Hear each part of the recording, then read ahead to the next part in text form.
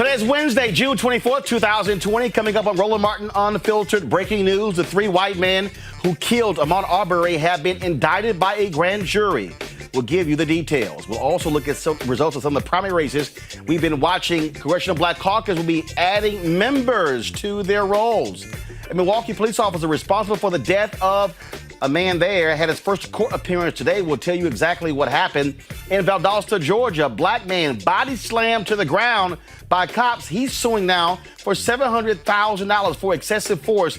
Wait until you see this shocking video. Plus, I'll talk with former BET owner and billionaire Bob Johnson. He says black folks need a third independent political party. Really? Also, folks, black men talk about the power of the vote. That's a 2-hour special we're doing also with the National Coalition of Black Civic Participation. It's time to bring the funk on Roland Martin Unfiltered. Let's go. He's got it. Whatever the biz, he's on it. Whatever it is, he's got the scoop, the fact, the find. And when it breaks, he's right on time and it's rolling. Best believe he's knowing. Putting it down from sports to news to politics. With entertainment just for kicks, he's rolling. It's on go, y'all. It's Roland Martin, rolling with Roland now. He's funk, he's fresh, he's real, the best, you know he's Roland Martin now.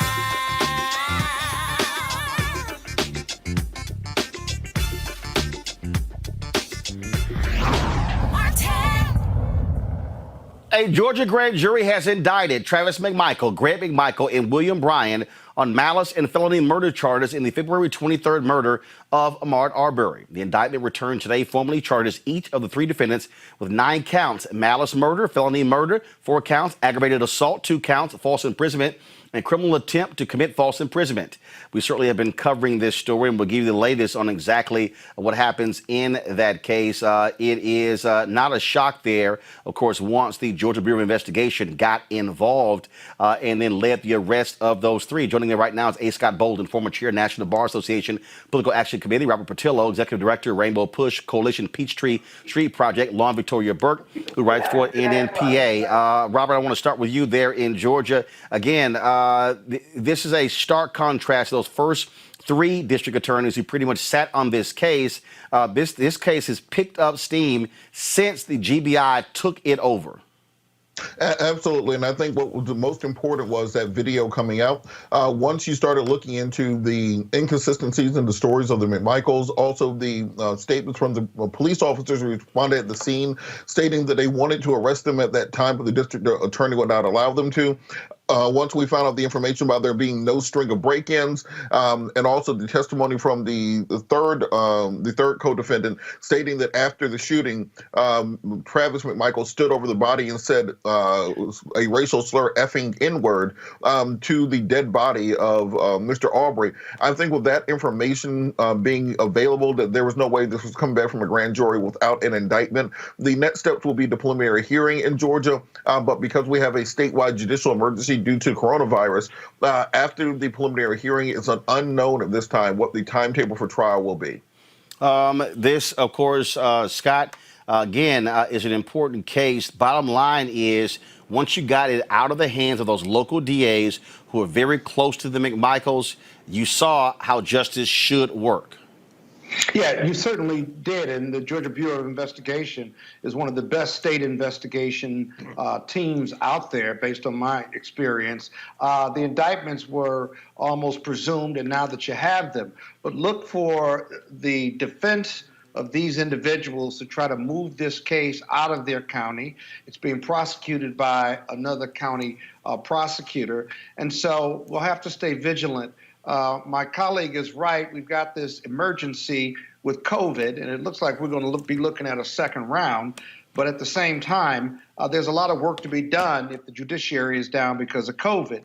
And look for the pressure to stay on to develop the tightest case, the best case, in a case whereby you can pick a fair and impartial jury and bring these convictions in the state of Georgia. So we'll have to stay tuned for it. But this wasn't really a lot of news. This was just confirmation news today. And Lauren, this is exactly what happens when you have public pressure. When that video came to light, bottom line is that's what changed this entire story. And again, action should be taken against those particular police officers because those DAs, because their lack of action was shocking, stunning, and abomination. Oh, it was absolutely ridiculous. As Robert already said, the video was everything. Without the video, we wouldn't be sitting here. Without the video, this would not have gone viral. Not known about it. News organizations would not have flooded in and repeated and replayed that video over and over again. So the video was absolutely everything. Absolutely. And so we're seeing more and more of these cases where video plays a critical role in terms of us being able to see what happens. Speaking of that, let's talk about this video. Antonio Smith is suing the city of Valdosta in Georgia due to excessive force claims stemming from a February 8th incident involving the Valdosta Police Department. Watch this video. About suspicious activity, man. Suspicious activity? Where about? They said, yeah, someone. View that camera. I told them what I was doing. Oasis signs right here next to the I told them what I was doing. I was waiting for my sister, the Western Union, me somebody. I always go there and get Western Union, and they know me. Hey, you got your ID on you? Yes, I got my ID. What are you guys doing? We're out here investigating suspicious activity. Well, So, I'm not doing anything. I've been around cameras, so I ain't been doing nothing. all right. So what were you doing over there after Walgreens? Waiting for Western Union. Call my sister right now. She's in Florida. You have a cell phone, call her. Don't Call talk me who? like this. Call my sister in Florida. Don't do this. What are you doing? Oh my God! What are you doing? Put your hands behind your back like you're told. Put your hands. What are you doing? Oh, Jesus. Oh my God. Oh, please. Put your hands. Doing this. Oh my God. Jesus. Oh my God. Oh my God. Stop. Oh my God. Yeah, he might be broke. Oh Jesus. Oh my God. Oh my God. Oh my God. Relax. Oh my God. Relax. Oh my God. Oh Jesus. Oh, it hurt. Oh my God. Yeah, hold on. Relax. Please, sir. Oh God.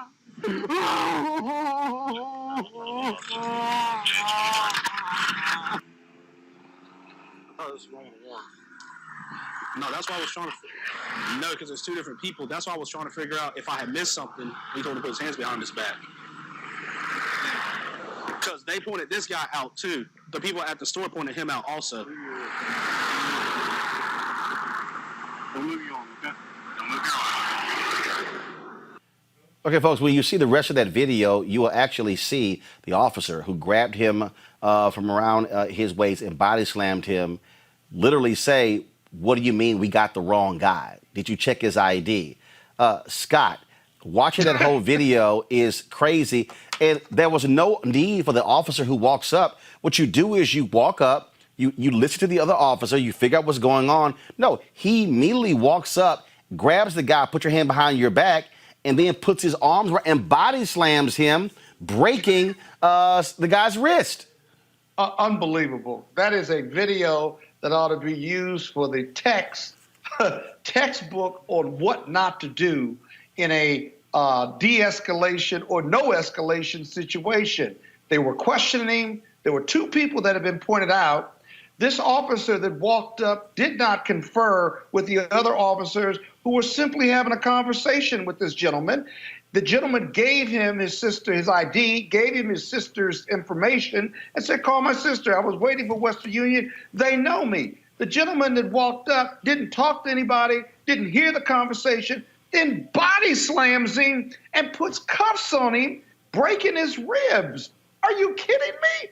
Why was any of that necessary? Robert, when you This was a nonviolent encounter, and he didn't even have any information. Robert, completely wrong. Robert, you see the full video, they realize, oh shit, what did we just do? I mean, it's like all the officers, they quickly realize, and there's this look like, what? Okay, like what do we do? Guess what? You're on candid camera. And, you know, they look like some little kids when they broke a toy trying to figure out what to tell their mother. Like, oh God, we broke this one too bad. I think he's actually hurt. And I can't stand the fact that this is what second-class citizenship looks like. This is the good old-fashioned Nazi Germany, apartheid South Africa.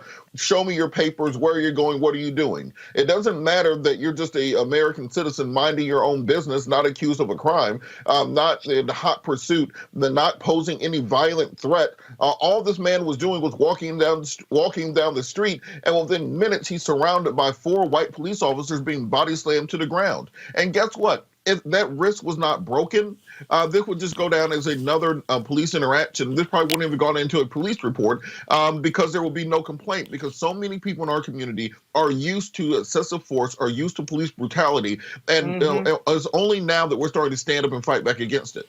But Robert, they have a right. They have a right to detain you, to investigate a crime. They do. What does body slamming him and putting him in handcuffs have to do with investigating and detaining him? Absolutely nothing. Well, and in fact, completely dead wrong here. And in fact, Lauren, again, the guy goes, okay, there were 2 people here. This is where you simply do good policing. That is, check his ID. There's another guy. You check him, who they're talking about. But this is, Lauren, what black people keep talking about. Like, automatically, cops go from 0 to 100. And you go immediately to excessive force. And guess who really should be pissed off? If you're white in Valdosta, Georgia, Lauren, you should be mad as hell because you're about to pay some serious money because of these idiotic cops. Exactly. And what they'll do is obviously they'll have some sort of a payout. This is the reason why we need, I think, some national federal standards for police. As my nephew likes to say, who used to be a police officer in Virginia Beach, every cop is their own police precinct. I mean, everybody can just have their own standards. All these precincts can have their own, all these departments can have their own standards. And obviously, there's no set of standards one way or the other that would prevent stupidity. But at least you would have a certain baseline standard for this profession, which of course doesn't exist today. I don't know whether, I have to look at the video to see if this is true, but it looked like the guy that body slammed him was the sergeant, which would be even more frightening, of course, because he would be the highest ranking officer there. And again, and not only that, this is a huge, not only that, this is a huge guy. And so not only are you body slamming him, all your weight is also going on top of this guy. And it's like that dude was just waiting to body slam him. It was kind of like, all right, it's like Robert, he was like, I want to practice my wrestling move right now. I was watching the WWE and I want to practice it right now. And this is what we mean by this lack of humanity, this lack of human decency, this second-class citizenship that many of us are under, because it's that exact mentality in law enforcement, that I don't need to talk to this person, I don't need to listen to them. First thing first, handcuff them, body slam them in a completely non-violent situation, and then we'll talk to them after that. The amount of abuse, the amount of literal and physical terrorism that is exhibited and experienced by African-American people in this country in jails and during police encounters, only the ones that are on video are the ones that we really pay attention and know about. But for years, for generations, African American men have been talking about these things. And I think it's finally time to bring these to light and start doing real reforms that will help. We got to get rid of sovereign or qualified immunity. That officer needs to pay his bill himself. We got to go after his pension fund, go after his retirement, get his house, get his boat, get his kids' college fund, and then he'll think twice about body slamming people. So we need real systemic reforms. All right, folks. He's got qualified immunity. Well, guess what? That officer will protect himself in qualified immunity. Well, that's why they're about to pay up as well. Folks, let's go to Milwaukee, where Michael Mattioli has been charged with first-degree reckless homicide in the death of 25-year-old Joel Acevedo. Mattioli, who was off duty at the time of the altercation, placed Acevedo in a fatal chokehold. A week later, Acevedo died of his injuries. Ben Crump joined the legal team in representing Joel Acevedo's family. Attorney Crump spoke at the rally that was held outside of the Milwaukee County Courthouse today. Here's what he said. Before I say anything, Attorney Lamar, I want the people to join me in letting the world know why we're here today. And the reason, brothers and sisters, we are here today is because Joel life matters. Joel life matters. Joel life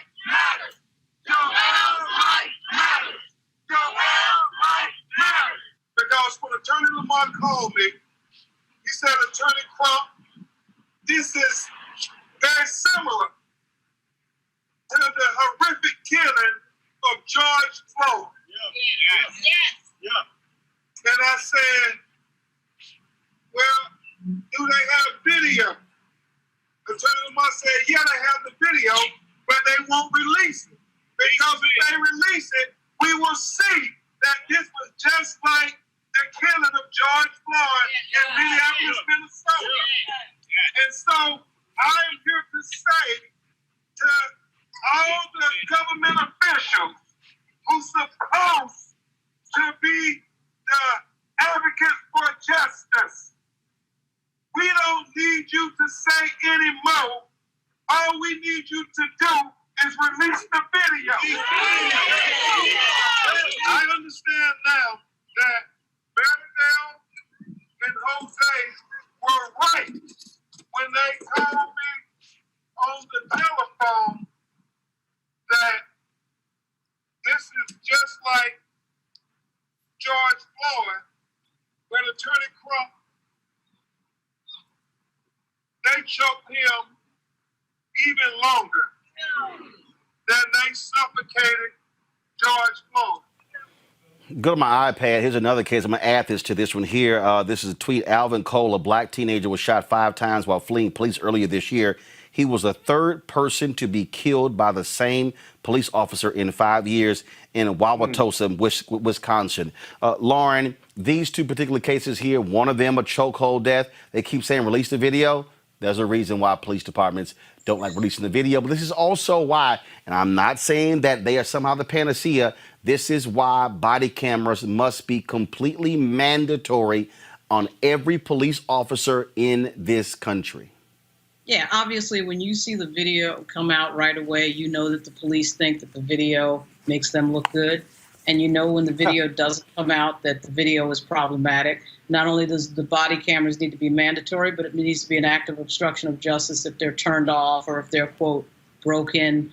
You know, we already saw the Chicago Police Department has perfected the fine art of always having the body camera off when something happens that turns out to be a police brutality incident. It's just amazing how that happens. But police really occupy, I think, under the law, a special class right now. They can sort of get away with almost anything, frankly. And I think that the anticipation moving forward is that they're going to have that power to do anything they want to anybody, anytime, any place. That's what their expectation is. That's what they're going to fight for. That's what they're going to lobby for. And that's exactly what we need to change. Robert, this is, again, one of those cases. You have these police officers. In fact, that was one cop in, I forgot which city, who said, I don't care what they say. I am going to keep using a chokehold to save my life. You know what? And I think that person was a police union president. That person should be immediately taken off the streets. Yes, I think what we have to think about is the fact that we still use medieval methods in policing. What other part of American life is actual physical violence part of the job? There is no law that you can break in America where the punishment is a chokehold. There is no law that you can break in America where the punishment is being beaten with a stick by a law enforcement officer. There's no punishment in America or no crime that you can commit where you get shot by a firing squad of officers prior to trial. So if the way that we are arresting people is fundamentally more violent and more destructive than the actual sentence that you get if you are convicted, then we are doing policing wrong. We have to be looking at 21st century methods of policing and not medieval methods. Scott? Yeah, you know, this training piece is really important because it seems like the police, the way they're processing their training, this cannot be correct, that in order to get you to comply, whether it's being arrested, handcuffs, resisting, running, or struggling with the police, that they're free to use deadly force.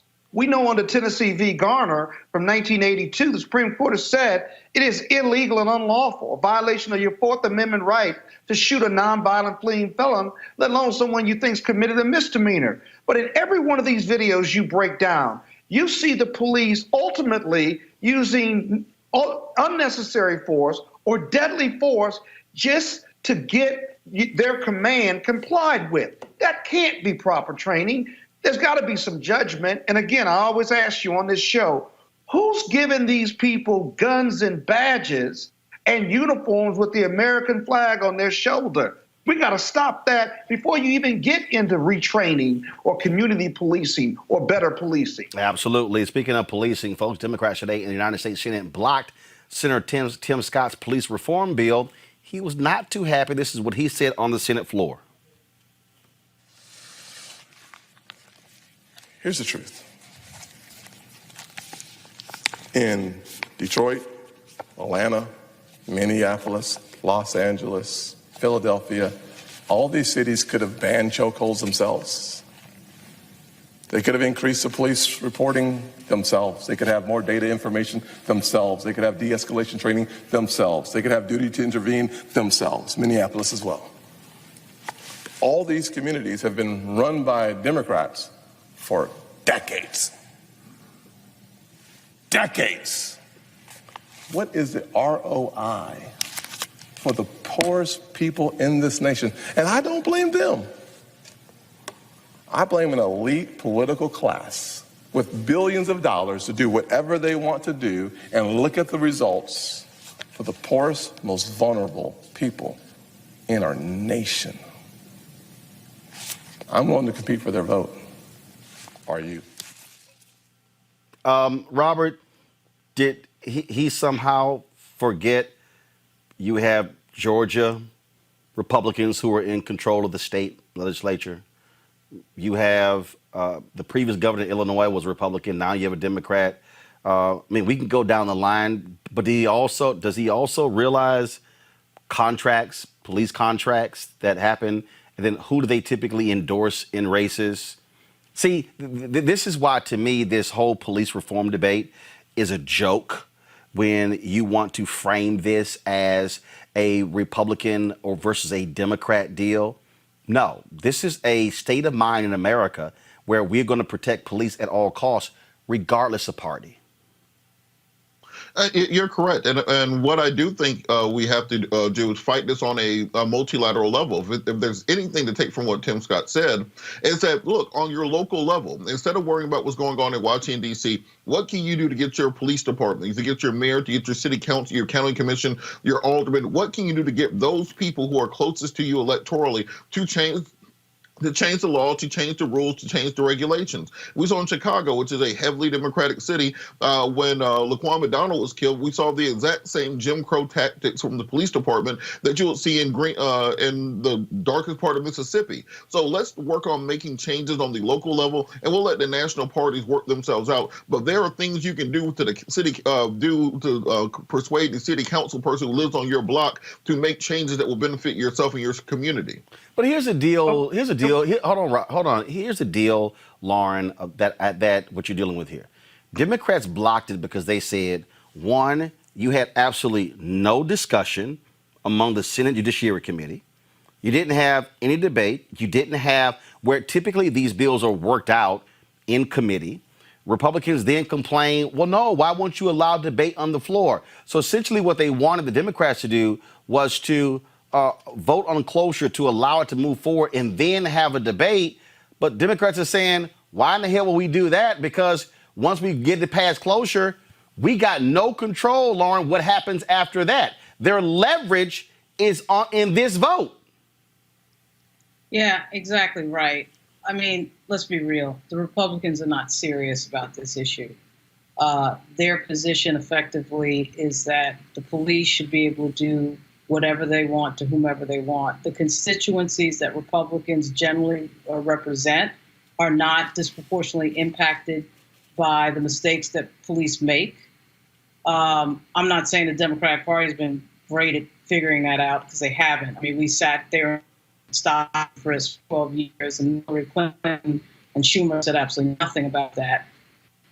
Obvious Fourth Amendment violation. But at the same time, you know, this irritating, annoying talking point that Tim Scott brought out with regard to state, do things to people who are disadvantaged. I mean, come on, man. Really? South Carolina, Mississippi, Alabama, Louisiana. He doesn't really want to play that game. And the other problem is that Tim Scott, I mean, at some point you got to get real with reality and yourself, regardless of party. And Tim Scott's always going to be caught in this vortex because he understands that racism exists. He understands that there's got to be something that changes, but his party is completely against that. He's trying to thread this needle of being friends with his party and getting something real done on policing, and then looking at these videos come out week after week, year after year, decade after decade. You cannot thread that needle. At some point, you have to admit what is true. And he doesn't want to do that. He wants to play this game. Scott, here's a tweet from Chuck Grassley. Go to my iPad. Democrats block opening debate on police reform, preventing chance to offer amendments and publicly negotiate. Senator Tim Scott offered to work with Dems on amendments they say they want, but they said no. Now they demand to negotiate behind closed doors. Not how Senate should work. What the hell is he talking about?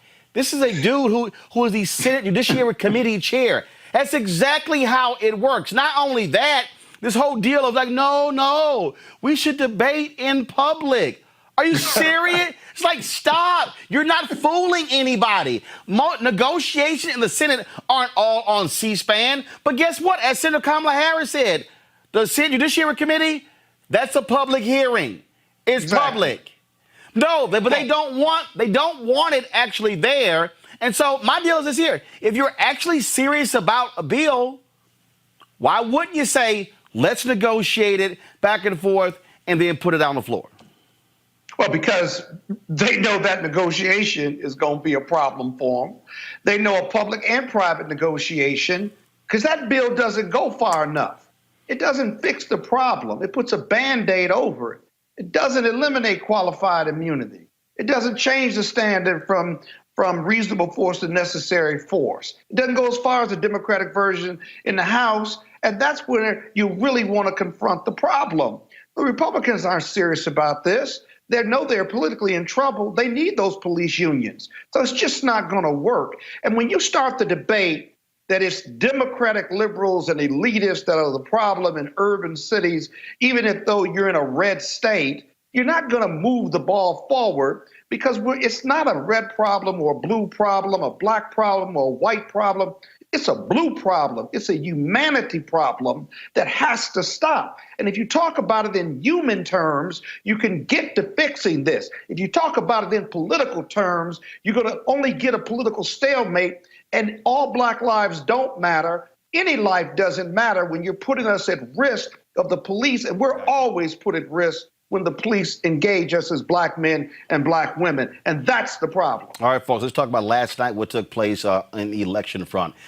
It is too close to call in Kentucky. They're still counting the ballots in the race for the Democratic nomination for the Senate between Amy McGrath and Charles Booker. Again, right now, Booker is back down.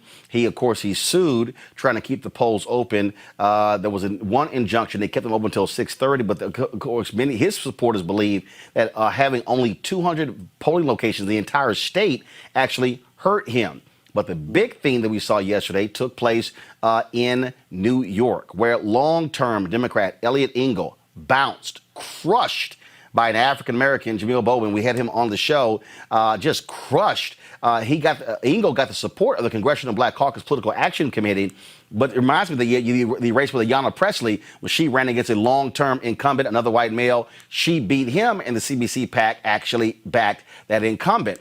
Also, we see in other races as well, where you have another African-American who won a race, Mondrian Jones. We also have Richie Torres, who is leading in that particular race over Mike Blake, an African-American. Some 40,000 ballots are still outstanding, and so a lot of different things happening there. We also, of course, in Virginia, Dr. Webb, we had him on the show. He blew away with the Democratic nomination. Democrats could pick up that seat right there. Robert, you talk about, again, a strong showing last night. And it's very interesting. People keep saying, oh, my God, progressives are dominating. But the reality is here. It depends on the race that you're running in, where you have some races where Democrats are winning. They are centrist. There's some where you have people who are progressive. That's what you're seeing here. But it's also people who know how to run these local congressional races are local. That's what they are. Engel got nailed by his opponent by saying, dude, how can you represent a district in New York when you've actually lived in Virginia for 27 years? That was the exact same argument AOC used against Joe Crowley when she beat him. You're absolutely correct. And one of the big things I think what we're seeing is that as the party bosses in the states lose power, what we saw for years were complicated primary systems inside baseball. State and local parties keep African American candidates out of races that they had the opportunity to win. Now that those systems are starting to break apart within Democratic primaries and state parties, we're seeing more people open up, and we're actually seeing a reflection of what the people of those districts want instead of what the party bosses want.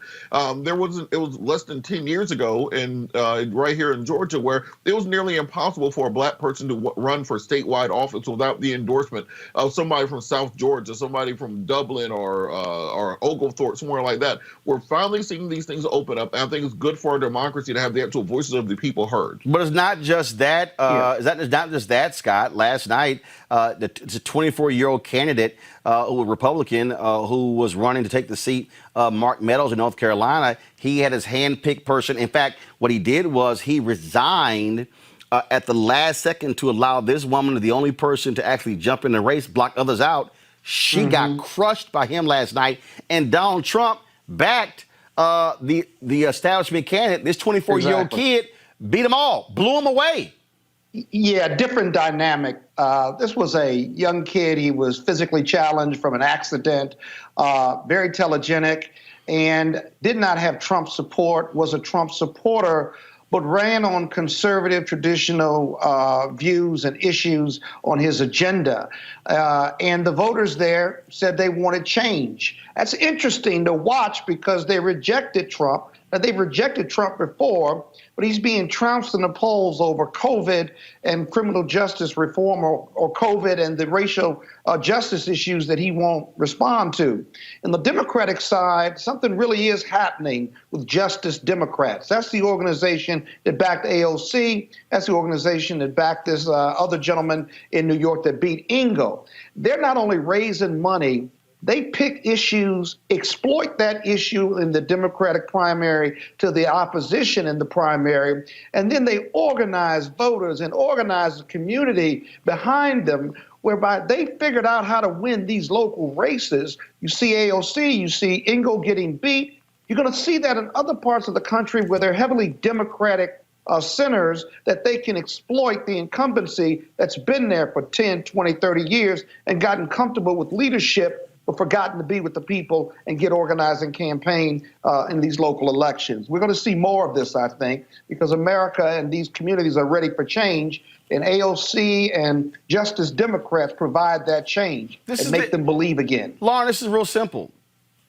Nobody's guaranteed to a seat. If you want, look, if you want to maintain your seat, you got to run. Congresswoman Yvette Clarke, almost got beat 2 years ago. Look, guess what? She worked it last night. She dispatched the people who are running against her. This is what happens. This whole idea, if you're a Democrat or Republican, oh my God, Ingle was personally offended that he actually had competition. And I'm like, I'm sorry. I don't care who you are. Let me be real clear, y'all. I don't care who you are. All House seats are up every 2 years. Of the 435 members of the House, nobody is guaranteed a seat. You must run, Lauren. Right. Yeah, I think that's fairly obvious. I mean, Carolyn Maloney is the other one that's out there that we still don't know the result. I do think it matters. She's hanging on by a thread. Yeah. It matters who exactly we're talking about. And in the case of New York, where we are, it's very, very much easier in New York for a progressive candidate to win and challenge a long-term incumbent. In the case of Joe Crowley and Elliot Engel, that was just really easy. Elliot Engel, he had as his legal address Potomac, Maryland. He just can't get away with that. And that's kind of stupid. Who let that happen? That's kind of stupid. Look, all I'm saying is this here. People get offended. They get offended, Lauren, when people are running. I'm sorry. You got to run. Okay? And guess what? If you get challenged, state your record, go out there, and you beat them. Or you might lose. But you still have to run. Right. You're 20 points down. I just don't get this whole how dare you run against me. Well, I think for the Watergate class, which Elliot Engel is probably from the Watergate class, that there's sort of this idea that you came in because of fairly good reasons, obviously Richard Nixon. But the older members, there's always been sort of an understood, I don't want to say agreement, sort of an understood thing in their head that I'm the incumbent and so I'm here. But we live in a political world that's completely different, obviously, from the 1970s. So AOC coming in, now Jamal Bowman, I mean, they are, to me, those were fairly easy races because the people that they beat had just completely checked out of the district. Got it. And in the case of Yvette Clarke, of course, that didn't happen because she's there and her mother has a legacy and it's the seat of Shirley Chisholm. It's a little bit easier to hang on to. But it is a seat thing that you don't see very often at all. Bottom line is, incumbents, you aren't guaranteed seats. All right, folks, let's talk about this. I'm going to deal with this one issue here that we have been seeing. Over the weekend, protesters brought down 2 Confederate statues on the grounds of the North Carolina Capitol building in downtown Raleigh. Well, as a result, Governor Roy Cooper ordered the rest of the Confederate statues at the Capitol removed. Well, this week, the state legislature, Republicans put a pause on discussions of funding monuments to African Americans on the Capitol grounds and another block downtown. Now, this is a week after $4 million in funding for the proposed monuments passed the Senate easily in a surprise vote. The money was set to be discussed in a House committee, but was pulled from the agenda. We're seeing this all around the country. We saw a statue of John Calhoun coming down in South Carolina. We saw what happened in the nation's capital. We're seeing this all around the country where Americans are confronting the images of white supremacy. You have Donald Trump, who wants to protect these monuments on federal grounds, saying, put those folks in jail and give them long prison time. Isn't it amazing how hyped he is about defending Confederate statues? You have the Confederate flag battle still ongoing in Mississippi, where Governor Tate Reeves does not want to really move on that as well. We're seeing this happen, and now we're seeing these Republicans and conservatives just so upset and angry. And how dare y'all do this to the statues? But the reality is this. They were domestic terrorists. They were white domestic terrorists, and they lost. Please, I want to see any Republican or conservative or Democrat stand up and defend any city in America putting up a monument to any of the 9/11 hijackers. Or how about to any of the people who stormed the embassy in Tehran in 1979? How about putting up a monument to Muammar Gaddafi, Libya, responsible for shooting down an airliner? Put that up at a nearby airport. See, that's the same. But for these people who somehow don't understand, African Americans are not trying to salute statues and flags of people who wanted to keep us enslaved. I don't understand why folks find this hard to comprehend. Could it be that you have folks who think like the woman in Virginia, the state legislator, who actually said they're getting rid of white culture? Could that be the problem? That we have now defined the Confederacy as white culture? It's time for some folks to get a grip, and those statues must come down. Real quick thoughts from our panel on the action in North Carolina, suspending the funding for black statues because these other statues came down. Start with you, Scott, Lauren, then end with Robert. Scott, go ahead. Well, they're teeing it up so that they can negotiate to keep some of these statues and to release the $4 million, which is the wrong-headed way to negotiate this because of the white culture. I think you hit it on the head. But the pressure has to stay on. That money's been allocated, and they're going to have to release it at some point. At least I hope so. But look for them to want to compromise on some of these Confederate statues who were losers and domestic terrorists. Lauren. Yeah. They're making this argument that makes no sense, that it's sort of us versus them, white versus black. You take my statue down, I take your statue down, instead of looking at the actual individual who's been represented in the statue and what they represented when they were living. And that's a conversation they don't want to have, and a conversation they would surely lose. So it's sad, it's a sad and pathetic argument to make. Robert? You know, All it's right, really folks, interesting to me the fact that we still live in a country let's where talk white about supremacy is so entrenched, so fundamental to the fabric of the country, that people think any attack on white supremacy is an attack on America. That if you have any criticism of white supremacy, you therefore somehow don't understand or know or appreciate your history. We have to break that causal connection. All right, folks. Panel, I appreciate it. Scott, Lauren, Robert, coming up next, folks. Bob Johnson, founder of BET, joins us. He says black folks should start a political third party. Okay. We'll discuss next on Roland Martin Unfiltered. You want to support Roland Martin Unfiltered? Be sure to join our Bring the Funk fan club. Every dollar that you give to us supports our daily digital show. There's only one daily digital show out here that keeps it black and keep it real as Roland Martin Unfiltered. Support the Roland Martin Unfiltered daily digital show by going to RolandMartinUnfiltered.com. Our goal is to get 20,000 of our fans contributing $50 each for the whole year. You can make this possible. RolandMartinUnfiltered.com. All right, so a lot of y'all are always asking me about some of the pocket squares that I wear. Now, Robert don't have one on. Now, I don't particularly like the white pocket squares. I don't like even the silk ones. And so I was reading GQ magazine a number of years ago, and I saw this guy who had this pocket square here, and it looks like a flower. This is called a shibori pocket square. This is how the Japanese manipulate the fabric to create this sort of flower effect. So I'm going to take it out and then place it in my hand so you see what it looks like. And I said, man, this is pretty cool. And so I tracked down, it took me a year to find a company that did it. And so they basically about 47 different colors. And so I love them because, again, as men, we don't have many accessories to wear, so we don't have many options. And so this is really a pretty cool pocket square. Now, what I love about this here is you saw when it's in the pocket, you know, it gives you that flower effect like that.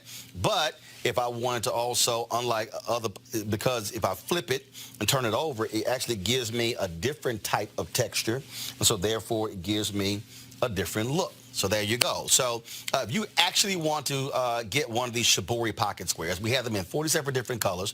All you got to do is go to RolandSMartin.com/pocket squares. So it's RolandSMartin.com/pocket squares. All you got to do is go to my website and you can actually get this. Now, for those of you who are members of our Bring the Funk fan club, there's a discount for you to get our pocket squares. That's why you also got to be a part of our Bring the Funk fan club. And so that's what we want you to do. And so it's pretty cool. So if you want to jazz your look up, you can do that. In addition, y'all see me with some of the feather pocket squares. My sister, who's a designer, she actually makes these. They're all custom made. So when you also go to the website, you can also order one of the customized feather pocket squares right there at RolandSMartin.com/pocket squares. So please do so. And of course, it goes to support the show. And again, if you're a Bring the Funk fan club member, you get a discount. This is why you should join the fan club. All right, folks. We're set. We had connection with Bob Johnson, and so for some reason lost connection. So we're trying to reach him back. So trying to figure out what's going on. So guys, let me know in the control room if we got Bob back.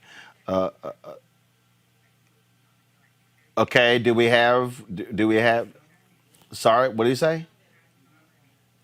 He's not available. Okay, all right. So he said that we were supposed to be on at 6:30, and it wasn't available. But I know when we reached out, I was monitoring this whole deal. We finished that one conversation, and so once I got the notice, so okay. So here's the deal. Okay, so Bob Johnson was on. So I mean, tell Bob to call back. Tell Bob to call back. We had the connection, and so tell Bob I'm ready to talk to him. He's no longer available tonight. Okay, because he said we're supposed to interview him at 6:30, and we didn't go to him precisely at 6:30. Bob ran a network. Bob know how television goes. Okay, all right, so let me find this video. Okay, so Bob Johnson was on CNBC. He was on CNBC. And he said that black people should be forming a independent party. Okay, so what I was going to ask Bob is, it's June. of 2020. Why is Bob saying this right now? I don't understand why Bob is saying in June 2020 why black people should be forming an independent party. But when I thought about it, I went back to December 2nd when I interviewed Bob on TV One, December 2nd, 2016, after Donald Trump won. This is what Bob Johnson said then. The meeting I'm talking about, I mean, it's real. That needs to happen. That meeting, I will go to that meeting if somebody calls the meeting together. What if you call it? I would call the meeting if the meeting flies under the banner of what Bill Clinton said. No, that's fine. Okay, here's the deal. You and I will call it. Okay. You and I will call it. Okay, call it. Let's call a meeting, and we'll figure out. We can have it at, like I say, like when they meet. It's on a weekend. Look, X number of people come here for that particular weekend, which lays the path because we have to fund our own grassroots. We can't wait every election for the candidate or the party. Can you please fund it? We have to drive our vote. But we first have to have a philosophy and an ideology behind the fundraising. I don't want to raise, I raise money a lot of times, yes, but I have an ideology. I want to make more money. So I understand how to raise money. That's not the issue. For here, I want to have an ideology behind why are we raising this money? When I call a donor and say, hey, come to this meeting and we're asking everybody to put up, whatever you can based on whatever you can give. Right. To raise well, you call it a PAC, for instance. But what is the philosophy of this PAC? If they say this PAC is no permanent enemies, no permanent friends, just permanent interest, I'm with that. All right, so here's what we'll do. So you and I will call that. We'll talk. We'll figure out date, meeting place, and we'll do that. Okay, I'm with it because I believe this is essential to African Americans' future in this divided nation. No, I agree. So, okay. So here's the issue that I have. And again, I wish Bob was on. I would tell him, and we're going to try to book Bob on the show tomorrow. I called Bob's people to actually set that up. It never happened. So I don't understand.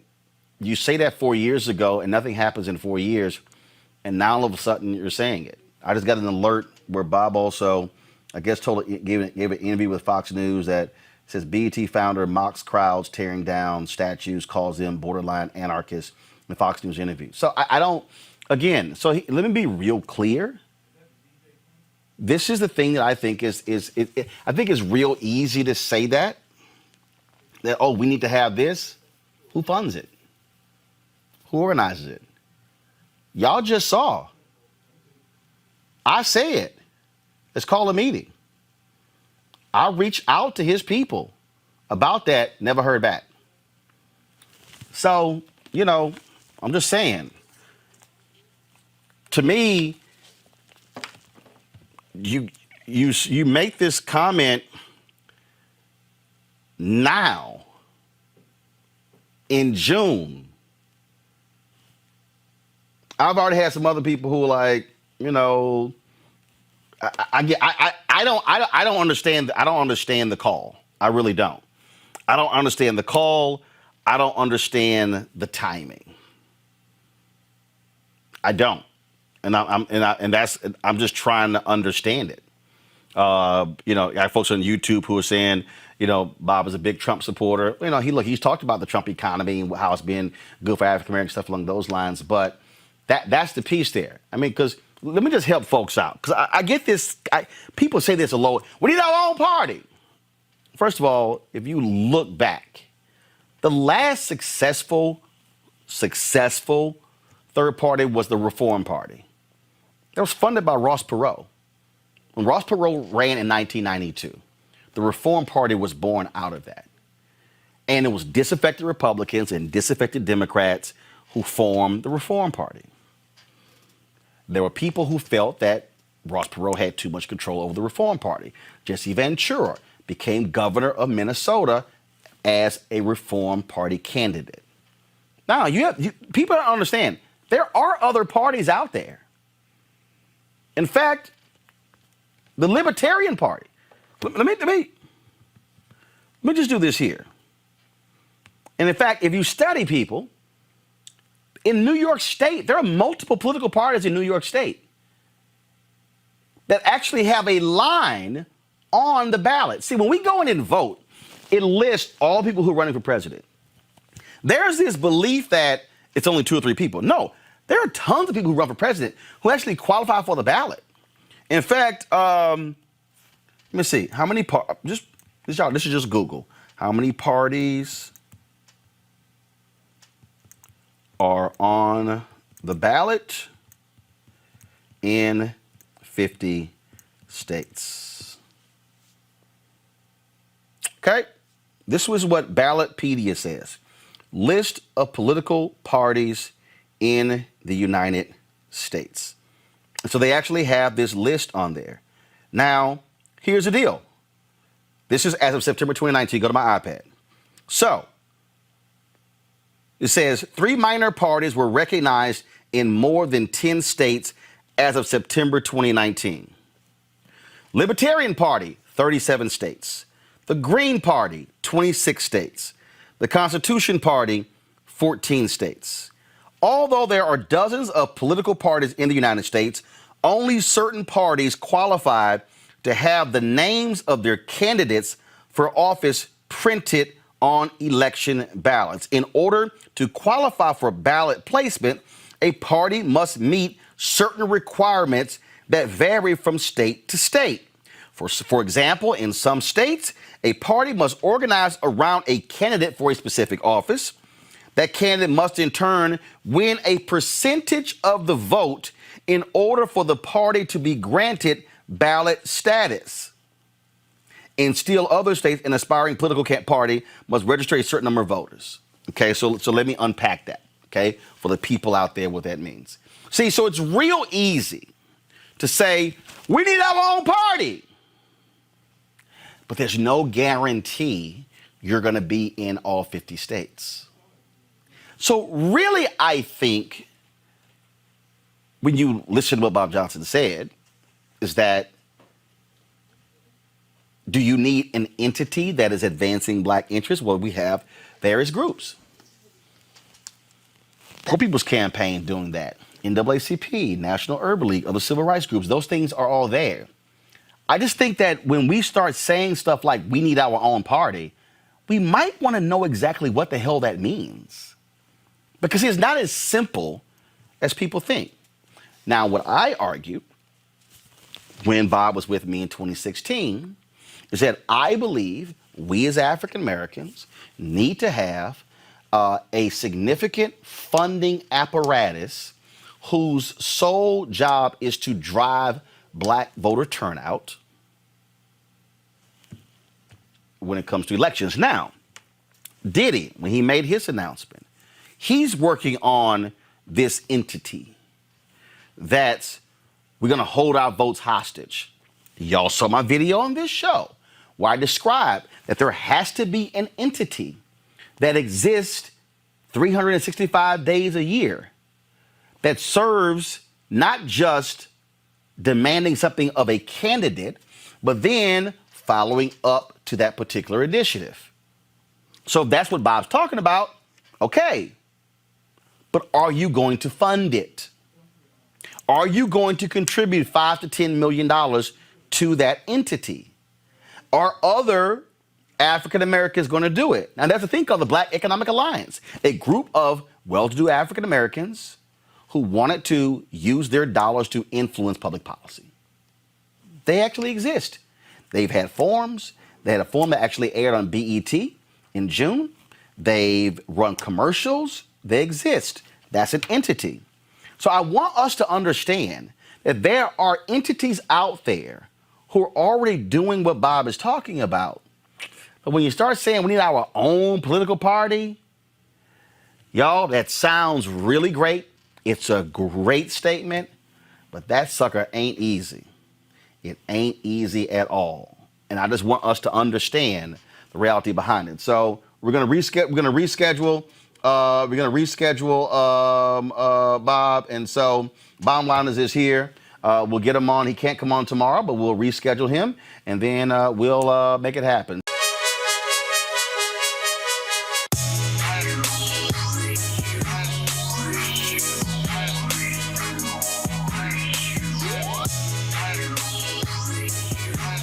Seek.com. Mary Spiel, her sister, she is actually the inventor, creator of these great headphones. Also, she has a virtual reality headset. You can actually get these folks with a promo code in partnership with us at Roland Martin Unfiltered. All you got to simply do is use this code RMVIP2020 when you go to Seek.com. That's Seek.com, Ceek.com. And so these are 360-degree 4D headphones.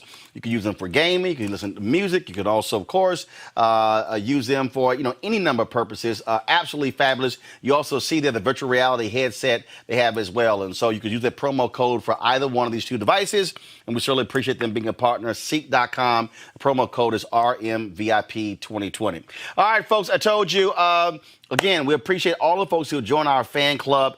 Folks have sent us some phenomenal letters. I've got some of those letters right here on our desk. And so I got folks have been sending me stuff, different notes. And so we appreciate them. I'm going to pull up one of these right here. We got thank you for providing great information on the show. Best of luck in your endeavors. Letty Fitzgerald Smith. Also, I had somebody say, don't laugh at the envelope. You got your money, LOL. And so they did say, be nicer to Melik. He just has a different point, a different view of things. Nah. Please continue doing what you do, or you're doing. You're bringing the funk with truth straight up. This is Jawan Nelson.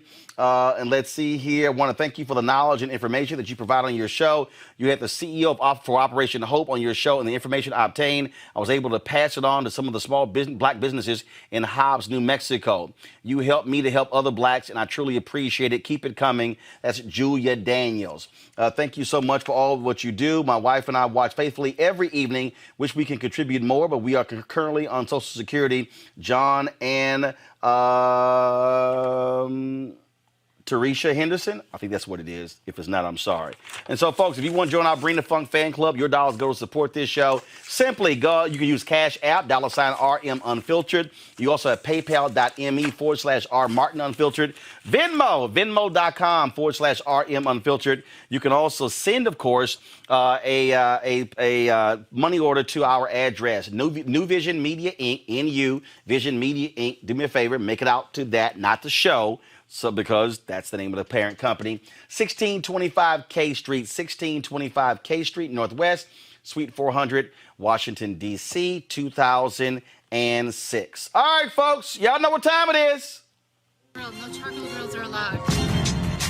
I'm white. I got you, Carl. Illegally selling water without a permit On my property. Whoa! Hey! You don't live here. I'm uncomfortable.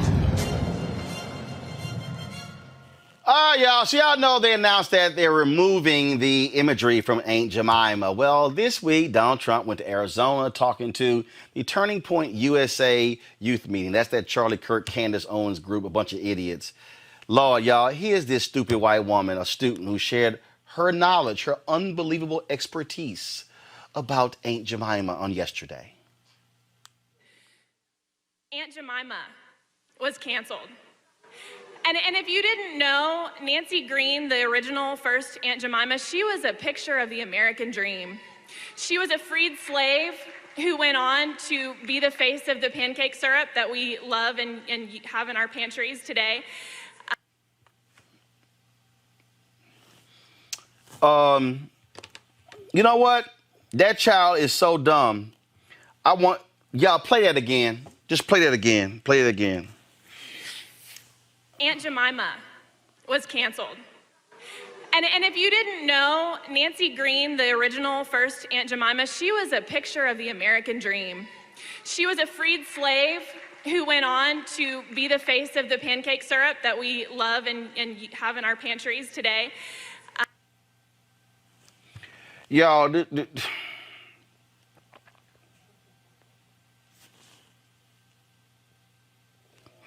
look at this tweet.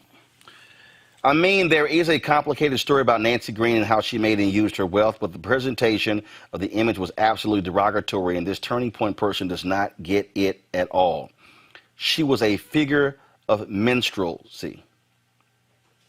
Y'all see that? These people are clueless. I mean, They're nuts. They have no idea what the hell they're talking about. I don't even understand. All right, folks. Wow. Here we go. Ready for our second panel? Let me know, please. Truly, I don't understand these folks. The bottom line is they can't handle really what's happening in this country, that we really are sick and tired of these images. And then they're like, how dare you actually want to change them? That's what's going on. You want to check out Roland Martin Unfiltered? YouTube.com/Roland S. Martin. And subscribe to our YouTube channel. There's only one daily digital show out here that keeps it black and keep it real. It's Roland Martin Unfiltered. See that name right there? Roland Martin Unfiltered. Like, share, and subscribe to our YouTube channel. That's youtube.com/Roland S. Martin. And don't forget to turn on your notifications so when we go live, you'll know it. Hey everybody, this is your man Fred Hammond, and you're watching Roland Martin, my man, Unfiltered. Hi, this is Essence Atkins, and you're watching Roland Martin Unfiltered. Hey, yo, Peace World, what's going on? It's the Love King of R&B, Raheem Devon, and you're watching Roland Martin Unfiltered. Hi, my name is Brescia Webb, and you're watching Roland Martin Unfiltered. Ow.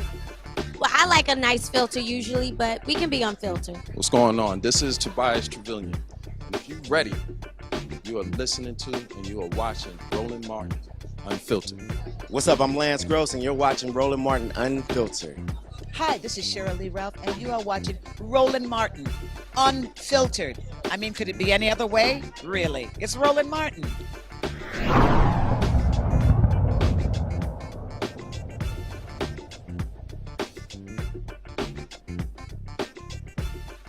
You want to support Roland Martin Unfiltered? Be sure to join our Bring the Funk fan club. Every dollar that you give to us supports our daily digital show. There's only one daily digital show out here that keeps it black and keep it real. As Roland Martin Unfiltered. Support the Roland Martin Unfiltered daily digital show by going to RolandMartinUnfiltered.com. Our goal is to get 20,000 of our fans contributing $50 each for the whole year. You can make this possible. RolandMartinUnfiltered.com.